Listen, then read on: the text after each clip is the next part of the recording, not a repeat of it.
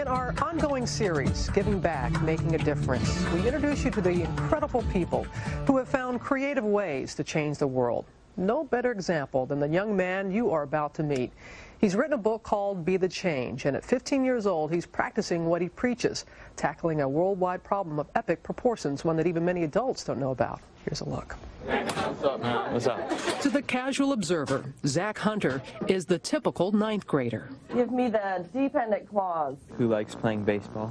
He gets mostly A's and B's in school. Mommy, right here. Tries his best to be a patient older brother. You're on the ball. And his bedroom is a shirt or shoe on the floor away from being clean. But Zach's interests are anything but typical. I love music and literature, and I do have one sort of, I guess, quirk about me. You know, I'm interested in abolition, which is the ending of slavery. This 15-year-old is a 21st century abolitionist. His mission is to abolish slavery in the world, to liberate the millions of men, women, and children forced to work, uncompensated or indentured. It's been a passion of Zach since he was 12, when he first heard about it from his mother, Penny. There are actually 27 million slaves in the world. I was really surprised. You know, I had all these emotions about it, and I wasn't sure what to think about the idea of having modern slavery. But I didn't think it was enough just to have emotions. I brought something with me today. Instead of just emotion, action. These are modern-day shackles. Whether addressing his fellow high school students or speaking before huge crowds of adults. If your little brother or sister was wearing these and rolling cigarettes all day, you would want somebody to go and free them. Zach travels the country spreading his message. He's even organized his own movement. I started a campaign called Loose Chains to Loosen Chains. It's all about mobilizing students to free modern-day slaves. Zach claims Americans have roughly $10 billion in loose change laying around their homes. He wants to use that money to help end slavery. I believe that we can be written about in the history books as a generation that put ourselves behind and thought of other people instead of ourselves. And his peers seem to be heeding the call. It's a really unique opportunity that I think high schoolers can actually participate in to help people that they may never see. Just because we're young doesn't mean you can't make a difference, and I thought, well, I might as well do what I can and get involved and see how I can help out. Zach credits Dr. Martin Luther King Jr. as one of his heroes. He really empowered a whole race to carry out a peaceful revolution, and that's what we're basically trying to do. To Penny and Greg Hunter, watching their son, a shy, introverted boy a mere 3 years ago, enthrall huge crowds and become a leader is nothing short of amazing. Knowing that he comes from a background where he struggled with anxiety and nervousness earlier in his life, and knowing that he puts aside those feelings to step out to speak for others who don't have a voice is truly remarkable to me, and I can't believe he's my son.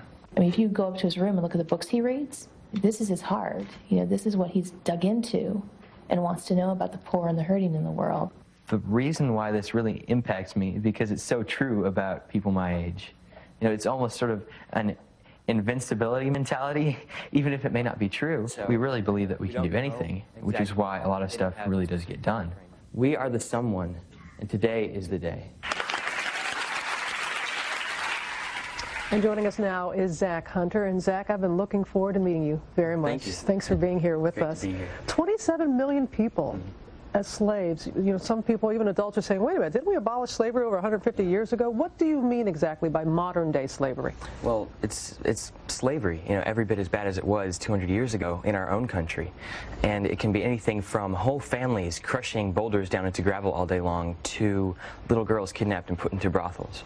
And you said you brought the shackles that we saw in the piece, and how are they used? These are things that are being used today? Yeah, these would be put on maybe a 5-year-old boy as he's rolling cigarettes all day long. And when we talk about the 27 million, a lot of them are kids, aren't they? That are Actually, 50% are women and children.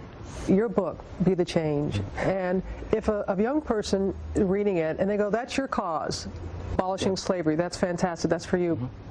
But it's also, you want them to find what they're passionate about, just like slavery is for you? I just encourage people to find something they're passionate about, because passion can be, it's almost flammable, I guess.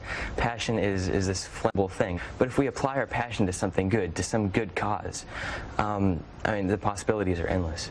You're 15? Are you sure? Yeah. You got some ID? I think I need to check that. And your parents saying before that a few years ago you were a shy little kid. Yeah, I was pretty shy, but I pretty much got over that at the time that I started talking about this issue. Because you knew that you had a message that you wanted to get out. Zach Hunter, thank you very much for sharing that message with us. We do appreciate that. And to read an excerpt of his book, you can go to our website at abcnews.com. We'll be right back.